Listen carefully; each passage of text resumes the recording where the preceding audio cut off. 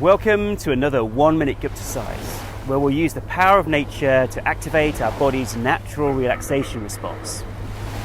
So to begin, let's ground ourselves by taking a deep breath in through our nose, filling our lungs with fresh, invigorating air of nature. Feel your chest expand with each breath in, and notice how your belly expands as you breathe in, and how it goes in as you breathe out. Now let's take another deep breath in, and as you exhale, let out a long, loud sigh.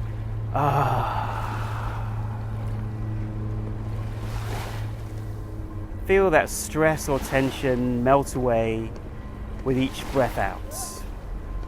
Let's do that again. Let's inhale deeply, feeling the peace and tranquility, and as we breathe out, letting go, giving permission to your body to relax in tranquility. Continue that deep breath in for a few more breaths, feeling that sense of calm washing over you.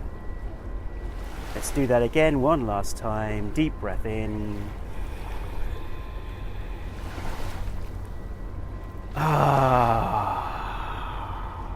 Imagining you're on this beach right now, relaxing and letting go.